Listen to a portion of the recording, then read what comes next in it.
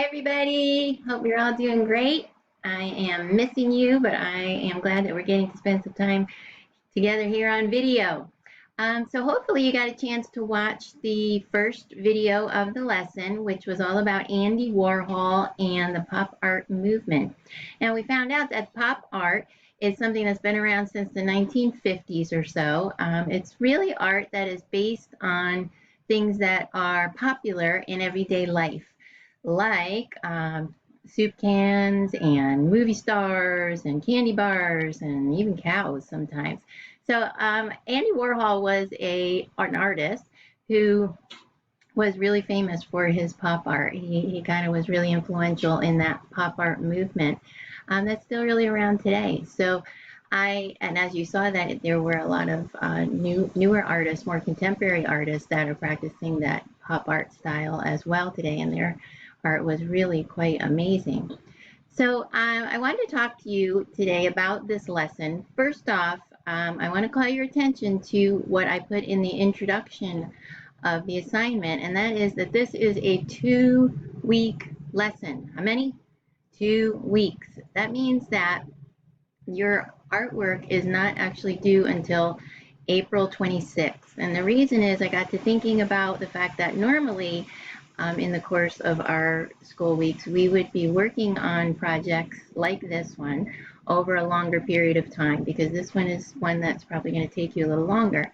And I know that you have a lot of things to do, other things to do as well, from your regular class and music and PE and STEM and all those other areas. So I want you to take your time. I don't want you to rush.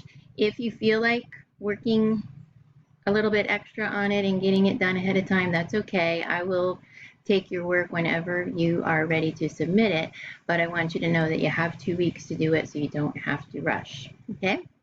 All right, let's talk about our learning goals for this lesson or this project.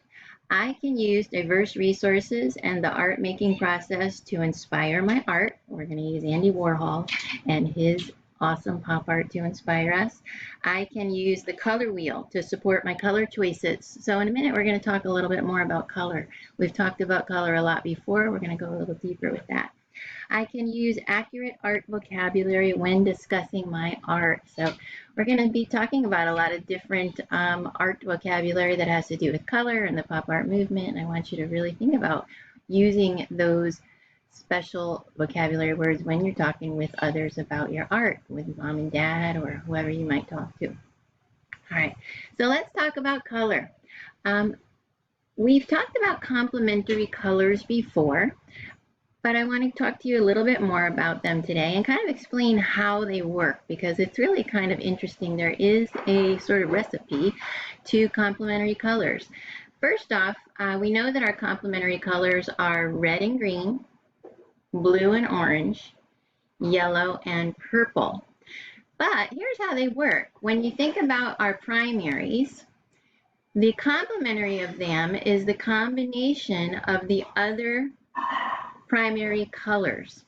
So for instance, red's complementary is green. Green is made from blue and yellow.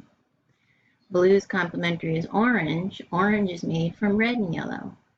Yellow's complementary is purple, and purple is made from red and blue. So if you forget what's what goes with what, you can always think about them that way. That's a good way to remember. Now, there's more complementary colors than just the ones that fit with the primaries. We can use tints and shades of colors as well. So for instance, this one would be pink, which is a lighter color of red. Well, it's kind of a mixture of red and purple, and a yellow green. So pink and yellow green would fit together. Here's a red orange and a blue green.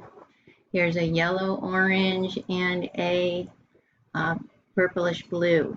So we've got some other options. Also, we're going to talk a little bit about analogous colors, because you might want to challenge yourself a little bit. Now, analogous colors are colors that are next to each other or within a few spaces of each other on the color wheel. So for instance, if we were thinking about green, we might think about green, blue green, and yellow green. Those colors would be analogous. So you could use colors like that as well. But the point here is that when you're creating your project this week, I really want you to give some thought to color and how you're using your colors. I don't want you to just kind of pick them willy-nilly. I want you to really pick them and plan them out and have a reason for why you're using certain colors. Because we're going to do this really cool Andy Warhol style project. And in fact, you see that I did my first try here. I drew Baby Yoda, and I am going to teach you how to draw Baby Yoda as well. Now, you can choose to draw Baby Yoda in your Warhol style project as well, or you can pick something else. You don't have to do Baby Yoda. So if you like tacos or donuts or some other character or something more, you are welcome to draw those things. Okay. And in this case, I know we talk a lot about copyright. This one is okay. We're kind of doing a reimagining of this particular character or whatever character you use. So we're not creating it in order to sell or kind of call it our own. We're saying that we're creating this, reimagining this character, and we are doing it in Warhol Pop Art style. Okay, so now that we're ready, we know what kind of project we're going to be doing. Let's get started on learning how to draw Baby Yoda.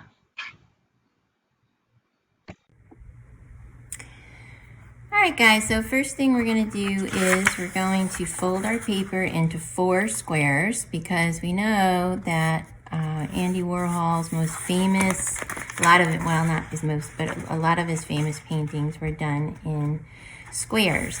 And he did them as screen prints, which meant that he was able to create the same one over and over again. So we're going to kind of recreate that in our own way by first folding our paper into 4 squares, okay? So now I have 4 boxes. We know that we use guidelines usually to help us position our item. So I'm going to very lightly take a pencil and I'm going to draw that line down the middle and then across the middle to kind of give me an idea of where I'm going to create my item. Now, I'm going to draw Baby Yoda, and I'm going to do it with a Sharpie marker to start, but you should start with a pencil, of course, and then go over yours with Sharpie marker. I'm doing it with Sharpie to start because if I did pencil, you wouldn't be able to see it.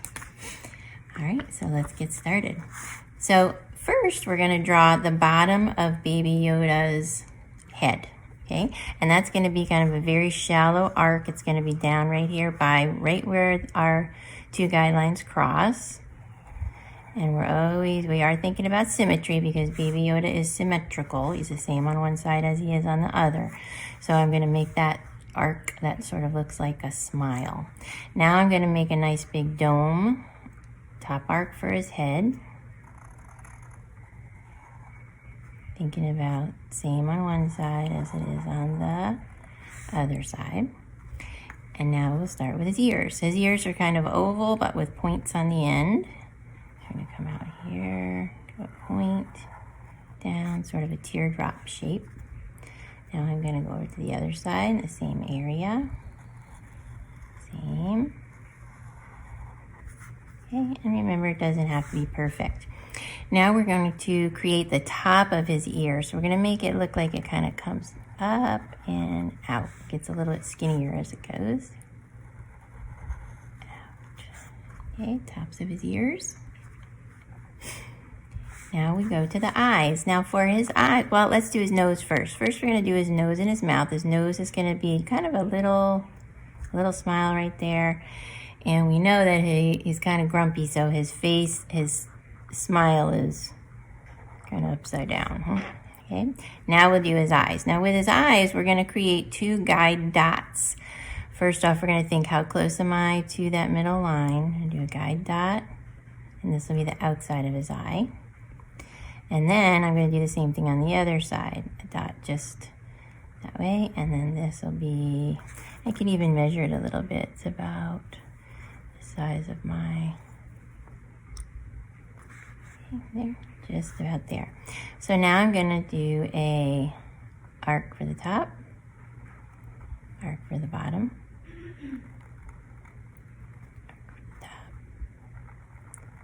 arc for the bottom, okay? Now we will create a little eyeball area. And then we're gonna do his pupil. And we're gonna darken it in a little bit. A pupil. Darken it in a little bit, okay? And we wanna leave a little white in his eyes there so that he looks like he has some highlight there. All right, now we're gonna make his furrowing brows.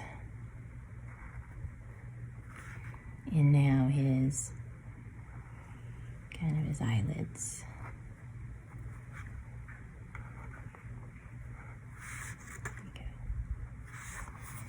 All right, so we're almost there. Now we'll do the top of his cloak.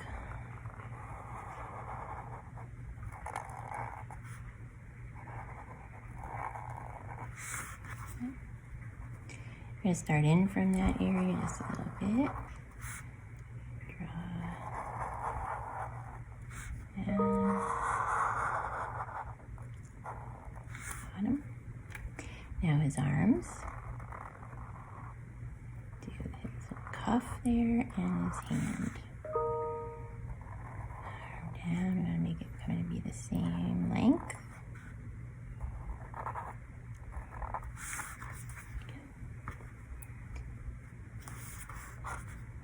We're going to make it look like his coat is a little bit. And we have Baby Yoda, first one. Once you're done, you will of course go back and erase all your pencil marks. And if you don't have a black Sharpie, you can use a black crayon or a pen or anything that kind of make a black line would work fine. So you've got your first Baby Yoda, but we know that Andy Warhol liked to do things over and over and over again in his screen prints. So we're going to draw Baby Yoda again here and here and here.